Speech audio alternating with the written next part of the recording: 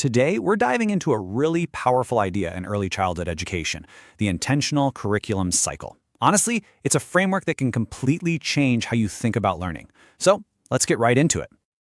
So, have you ever stopped to think about what makes a great teacher? Truly great? Is it just some kind of magic intuition they're born with? Or is there something more going on behind the scenes? Well, it turns out the answer is a lot more deliberate and way more powerful than just a gut feeling. And that's where this idea comes in, the intentional curriculum cycle. The key words here are powerful and continuous. This isn't a one-and-done lesson plan. It's a living, breathing process that turns everyday moments of play into these amazing opportunities for learning. So, here's our game plan. First, we'll break down the core concept, sometimes called the intentional teaching cycle. Then, we're going to walk through the three main steps: observing, planning, and implementing. And finally, we'll tie it all together and talk about why this whole cycle is such a game changer. Okay, let's start with the big picture. You might hear this called the intentional curriculum cycle, or the teaching cycle.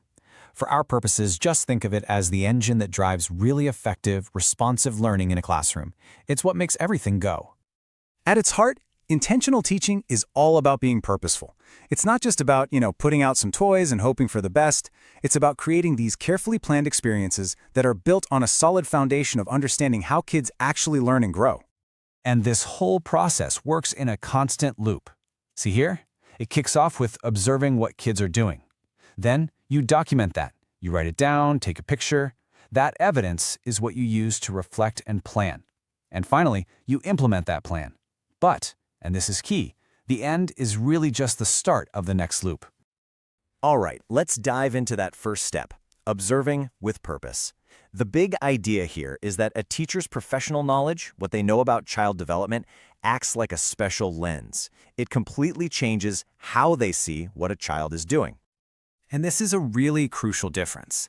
A teacher with this knowledge doesn't just see a child stacking blocks. They see that child making meaning. They're exploring physics, spatial relationships, problem solving.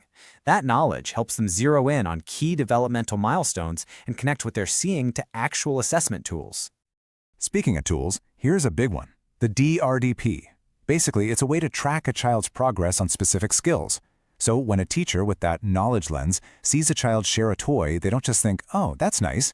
They see it as evidence of growing empathy, which is a specific measure on the DRDP. So all of that purposeful observation leads us right into the next crucial step, planning from evidence. This is where all that data gets turned into real, meaningful action. During this reflection phase, the teacher takes all the stuff they've documented, the notes, the photos, the work samples, and they start to connect the dots. They're not just looking at isolated moments. They're piecing together what the source material beautifully calls each child's story. It's how teaching becomes personal. And they do this by asking some really sharp questions. First up, the big one. What is this child actually working on right now? Are they trying to figure out a physical skill, a social one? What's the deep learning that's happening here? Then they zoom out and connect that single moment to the bigger picture. How does this fit with the goals we have for this child? What about the goals their family has? Or even the broader goals of the whole program, like school readiness? Okay, so this can sound a little abstract. Let's make it real with a great example from the source material. In one classroom, teachers noticed that a bunch of kids were just completely captivated by some snails they'd found. Now, snails were not on the lesson plan for that day, but the teachers saw something important happening. So, what did they do? They took that observation and created a plan around it. This is the cycle in action. They adapted the environment, maybe brought in books about snails. They modified their routine to make time for a snail hunt. They used the children's own curiosity to guide the learning. Brilliant! And that awesome snail-inspired plan leads us straight into our third step, implementing with intention. This is where the curriculum that was born from observation really comes to life. So let's picture it. The snail plan is a go. The teachers set up an intentional small group activity. And notice the detail here. They set up a specific number of trays. That's not random. That was a deliberate choice to weave in other learning, like one-to-one correspondence or counting, and to gently make the whole experience a little richer. That's intentionality. And here it is. This is probably the most important part of the whole thing. Implementation is not the finish line.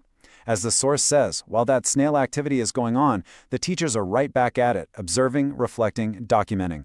They're already gathering new information, which kicks off the entire cycle all over again. Okay, let's pull all the way back now and look at the big picture. Why go through all this trouble? Why does this cycle actually matter so much? Because what this cycle really shows us is that amazing teaching isn't just a single performance or a great lesson plan. It's a living, breathing, nonstop loop of learning. And what's so cool is that it's a learning cycle for everybody. For the child, obviously, but also for the teacher, who is constantly learning, growing, and getting better at their craft. So that leaves us with one final question for you to think about, whether you're an educator, a parent, or just someone who's curious about learning. When you look at the world around you, what story are your observations telling you? And more importantly, what are you going to do about it next? Thanks for tuning in.